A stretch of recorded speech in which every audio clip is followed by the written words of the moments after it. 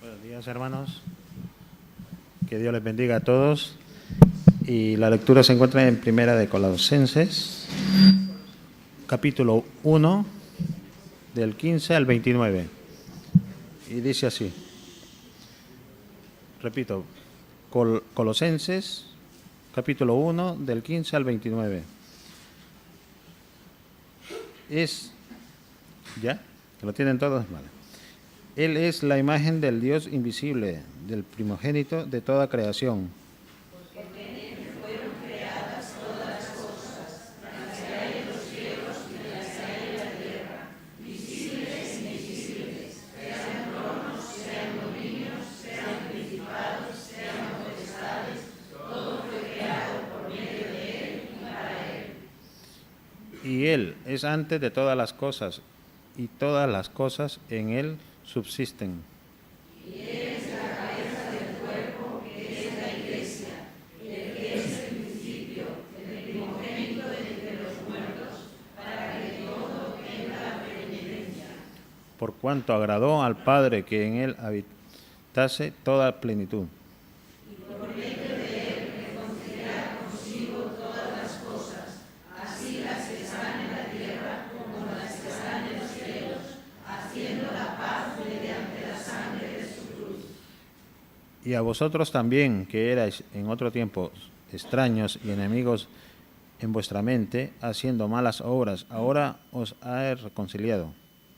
En su cuerpo de carne, por medio de la muerte, para presentaros santos y sin mancha y irreprensibles delante de él.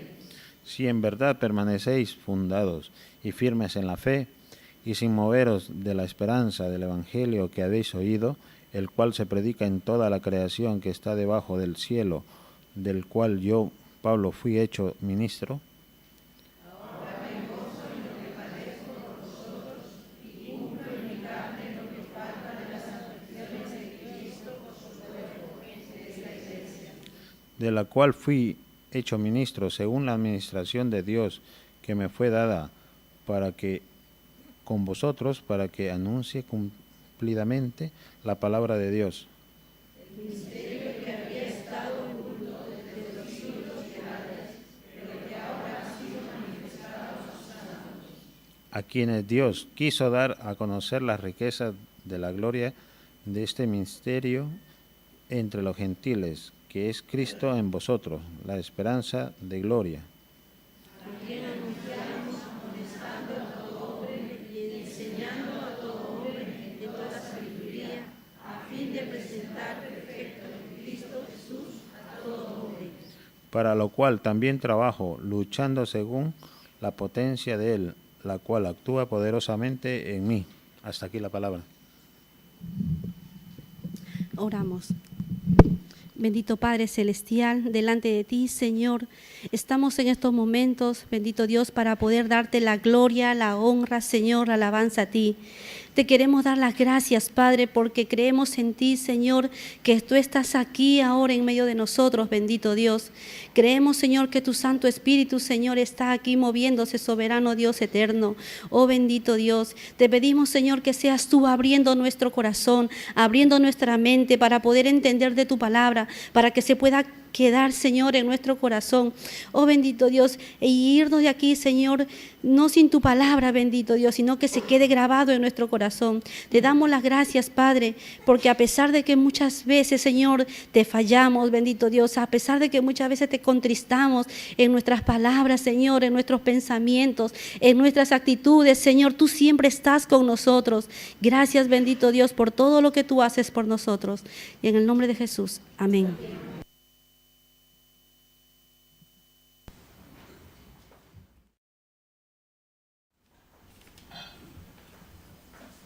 Muy buenos días a todos. El tema que tenemos para hoy es un misterio dado a conocer. Esto se asemeja mucho a todos estos temas que nos rodean todos los días y que de cosas que han estado ocultas, que se han dado a conocer, secretos aparentemente que nadie podría conocer, pero que sin embargo más tarde o más temprano todo el mundo los conoce. una serie de acontecimientos y cosas que están todos los días en las noticias, en la información que escuchamos, a tal punto que ya a veces hasta nos cansa un poco. De todas maneras, lo que quiero hablaros en esta mañana es acerca de lo que dice la palabra de Dios. Y en este sentido vamos a mirar, puesto que en la Biblia nosotros encontramos bastante referencia a lo que podríamos decir que es el tema.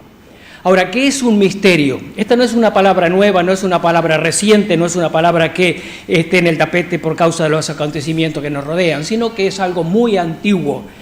Esta palabra viene del griego misterión, y esta palabra se refería en aquellos días a los ritos religiosos, a ceremonias ocultas que practicaban sociedades secretas, a todo lo que tenía que ver con prácticas paganas y todo lo que tenía que ver con aquellas sociedades que se levantaban para adorar, para honrar y para obedecer lo que decían los ídolos. Si miramos el diccionario, nuestro diccionario, la definición de la palabra es la siguiente: misterio es algo difícil de entender, un hecho o cosa cuya naturaleza, causa u origen no se puede explicar o que no tiene explicación, un hecho que ha permanecido oculto, escondido. Por eso se habla de los misterios de la naturaleza, los misterios del ser humano, los misterios, incluso los crímenes, los misterios de los crímenes sin resolver, los misterios de las ceremonias diabólicas y ocultas, y hay muchas otras cosas a las cuales se añade esta palabra. Ahora, ¿qué dice la Biblia? La Biblia no es un libro misterioso, ni tampoco tiene misterios. Por eso cuando hablamos la palabra de Dios, debemos considerarla siempre como que estamos abriendo la revelación más grande que Dios ha puesto en nuestras manos. Sin embargo, en la Biblia tenemos una cantidad de veces esta palabra. Concretamente en el Nuevo Testamento se habla de los 7 misterios del Nuevo Testamento. Por ejemplo, Jesús habló del misterio del reino de los cielos. El apóstol Pablo habló del misterio de la ceguera parcial de Israel.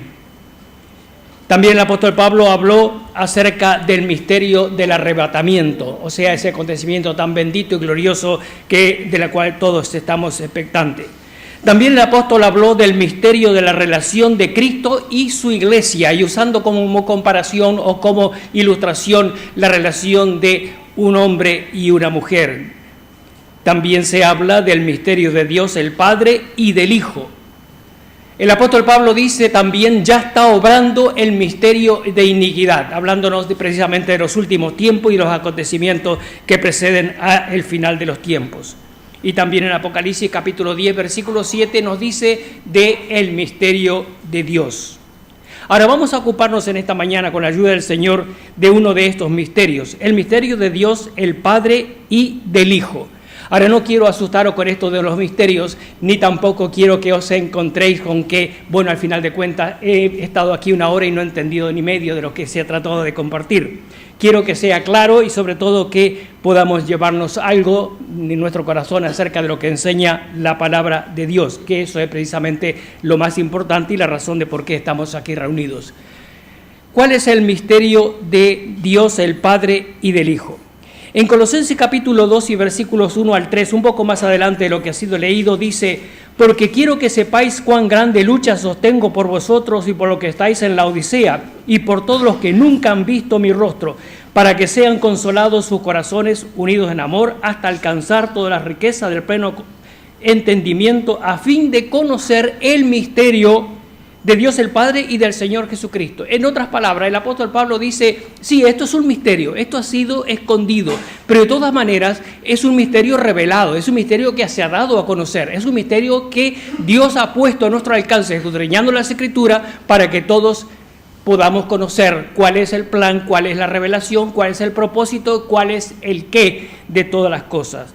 Ahora, también en Colosenses capítulo 4 y el versículo 3, el apóstol vuelve a decir, parece como que quisiera despertar nuestra curiosidad como para preguntarnos, bueno, pero ¿qué es ese misterio? Queremos saber acerca de él. Y Pablo nos va dando poco a poco las pautas de lo que quiere revelar. Versículo 3 dice: orando también al mismo tiempo por nosotros, para que el Señor nos abra puerta para la palabra, a fin de dar a conocer el misterio de Cristo, Pablo estaba orando y deseando y pedía que le acompañaran en oración, pues él deseaba compartir, deseaba que todos llegaran a conocer ese misterio.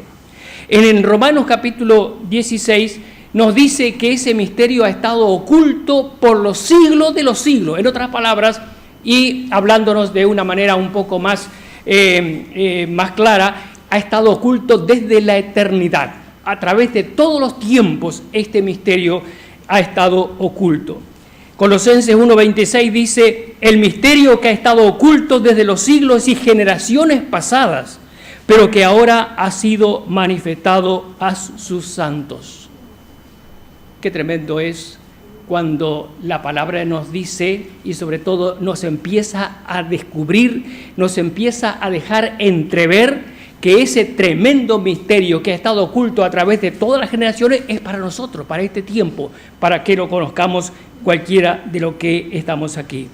Hebreos capítulo 1 dice: Dios, habiendo hablado en otros tiempos de muchas maneras a los padres por los profetas, en estos postreros días nos ha hablado por el Hijo.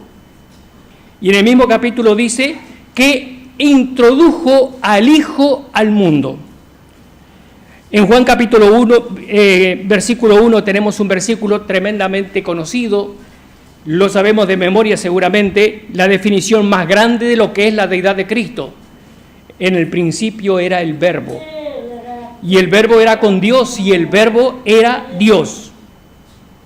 Y aquí tenemos una tremenda revelación de lo que es el poder de Dios y la forma como Él se está revelando a este mundo. El Dios Todopoderoso, el Creador de todas las cosas, aquel que con su palabra fueron todas las cosas, llegaron a su término, aquel que dio la palabra y todo lo que nos rodea fue creado, de quien Salomón dice: los cielos de los cielos te pueden contener, ese infinito firmamento a lo cual los hombres apenas están tocando una pequeñísima cantidad, y estará muchas veces hablando de años y años luz, y sin embargo es solamente el principio de lo que podría decir que es el infinito. Dice que eso no lo puede contener, no lo puede encasillar, pero sin embargo dice el versículo 18: a Dios nadie le vio jamás, el unigénito Hijo que está en el seno del Padre, Él le ha dado a conocer.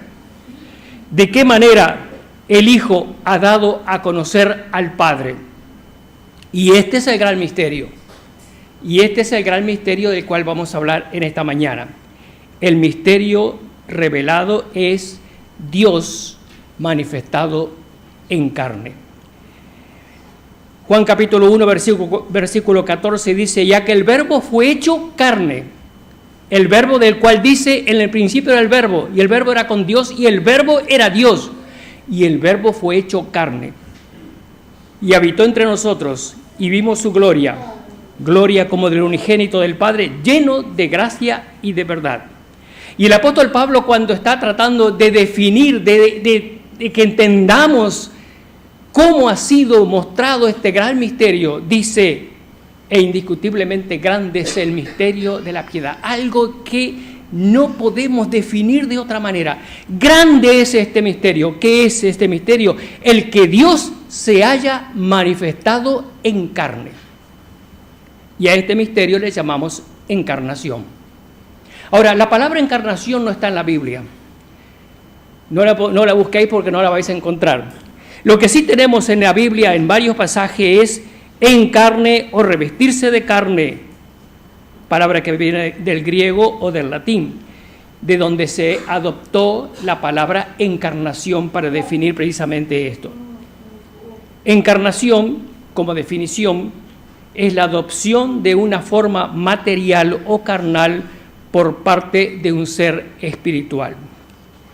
El misterio de la encarnación ha sido ya anunciado desde el mismo comienzo.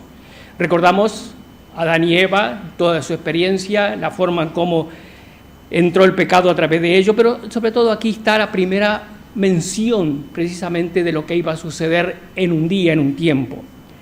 La simiente de la mujer te herirá en la cabeza. ¿De qué manera podía hacer eso? Solamente a través de la obra del Dios encarnado. En Deuteronomio capítulo 18 y versículo 15 al 18, el Señor, Dios está diciendo al pueblo de Israel: profeta les levantaré del medio de tus hermanos como tú, y pondré mis palabras en su boca, y él les hablará todo lo que yo le mandare. Mas a cualquiera que no oyere mis palabras que él hablare de mi nombre, yo le pediré cuenta. No podía decir estas palabras tan fuertes de ninguna persona, de ningún profeta, por más grande que fuera. Solamente está hablando en forma figurada y profética acerca de aquel que se levantaría un día y hablaría palabra de Dios.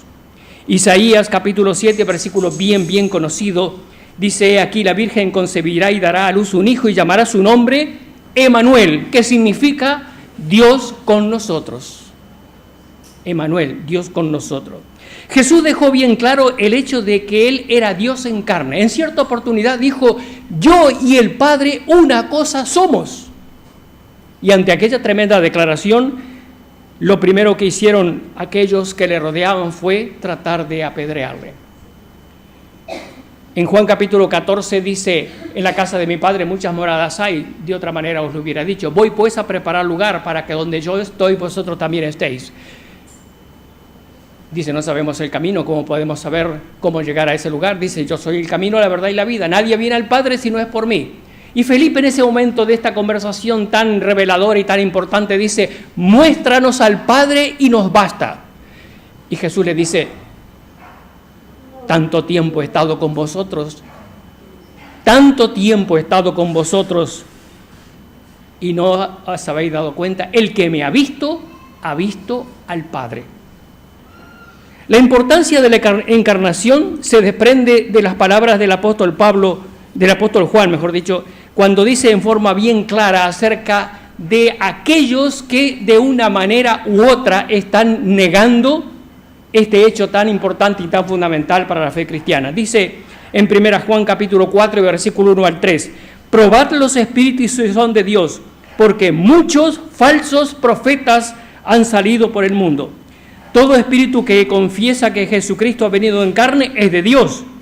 Y todo espíritu que no confiesa que Jesucristo ha venido en carne es o lleva el espíritu del anticristo. También en 2 Juan dice: porque muchos engañadores han salido por el mundo que no confiesan que Jesucristo ha venido en carne. De eso se desprende la importancia fundamental de la encarnación de Cristo. Para muchos es difícil entender este hecho, y aún para nosotros es difícil a veces entender alguno de estas verdades tan importantes que nos revela la palabra de Dios. Fue uno de los grandes problemas, como decía, que tuvo que enfrentar el Señor cuando Él dijo: yo y el Padre una cosa somos.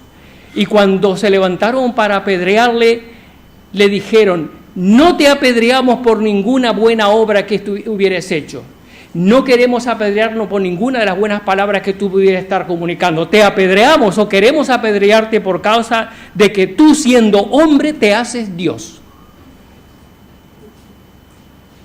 Es que claro, era difícil entender un hombre que hablaba, que comía, que caminaba, que se cansaba, que dormía, pero que sin embargo decía: yo soy Dios. Este ha sido un problema a través de todos los tiempos.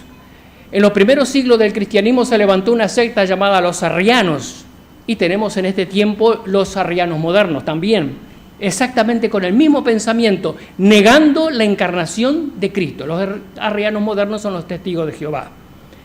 Los unitarios también niegan la encarnación de Cristo, sostienen que la deidad se encarne es un hecho, es un acto imposible.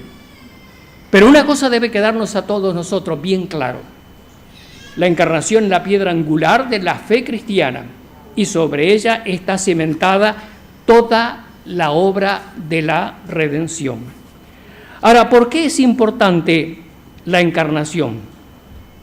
Porque es la más grande demostración del amor de Dios, porque de tal manera amó Dios al mundo que ha dado a su Hijo unigénito, para que todo aquel que en él cree no se pierda, mas tenga vida eterna.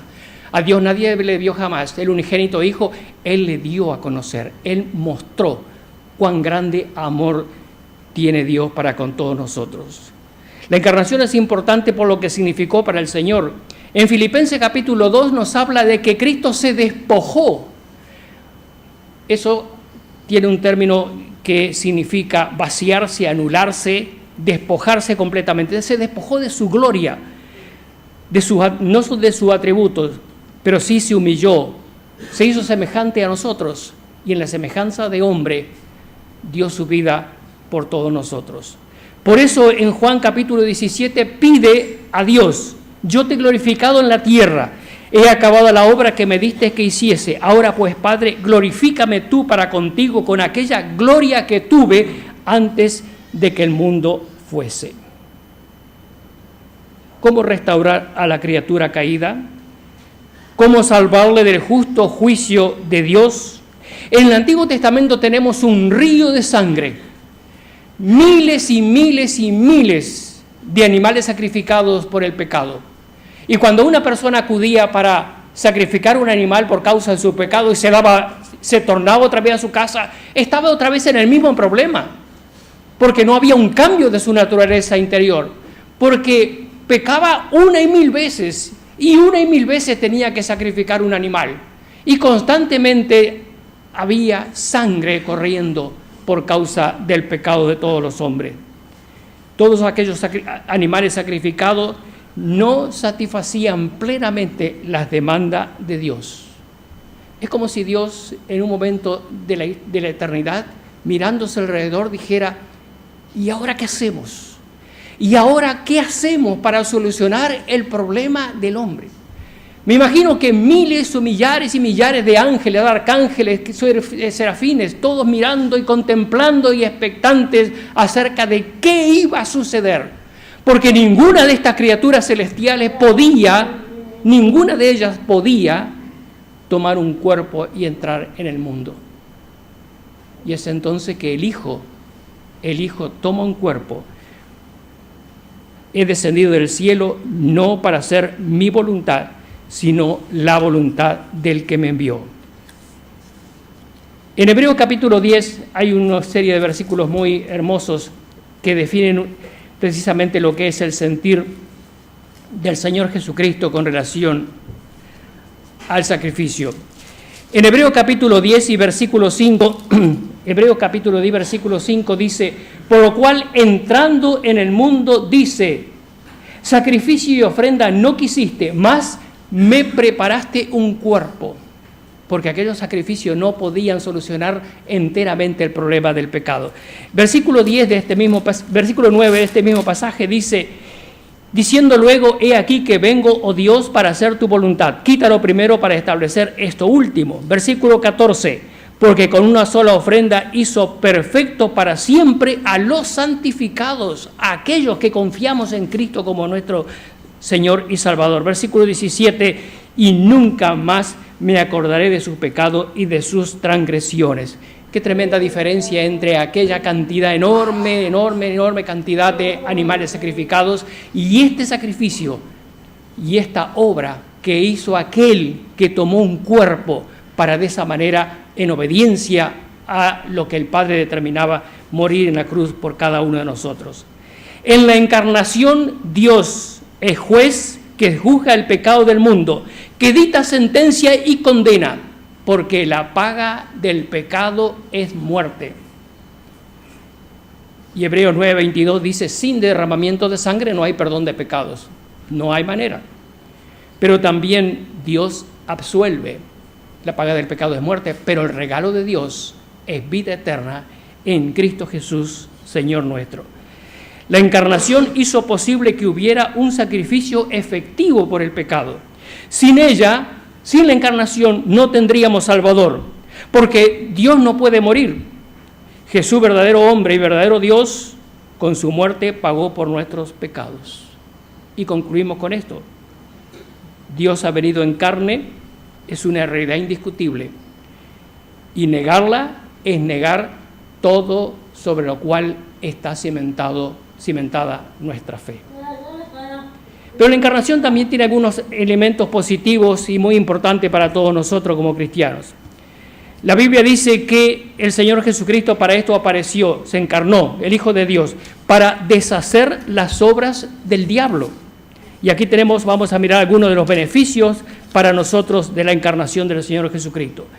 En Hebreos capítulo 2, versículo 14 dice, así que, por cuanto los hijos participaron de carne y sangre, él también participó de lo mismo para destruir por medio de la muerte al que tenía el imperio de la muerte, esto es, al diablo. Él es más que vencedor.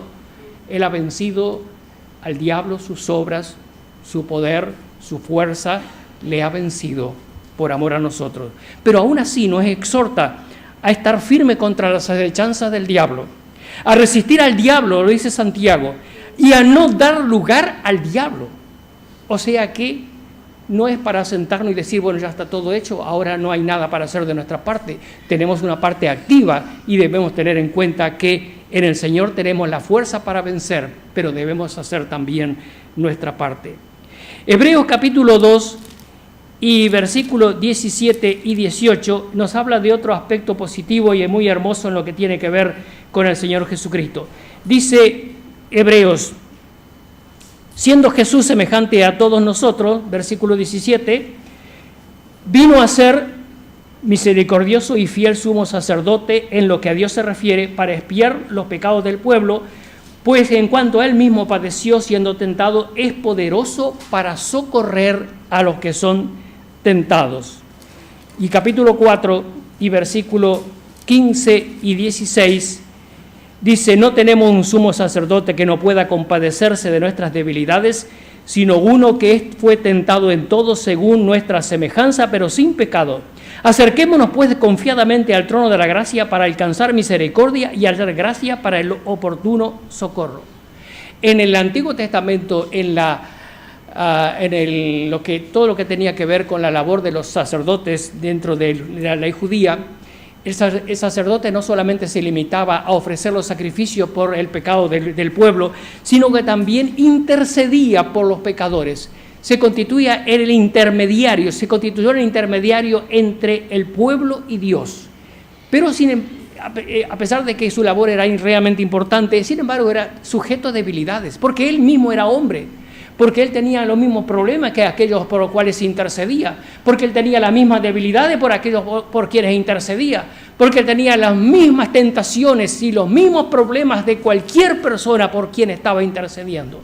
Pero ahora tenemos a alguien, precisamente por causa o como consecuencia de esta encarnación, tenemos un sumo sacerdote que nos entiende, que nos comprende, que puede ayudarnos plenamente, que puede interceder por nosotros, pero sin pecado, sin que caiga en ninguna de aquellas tentaciones en las que puede caer una persona.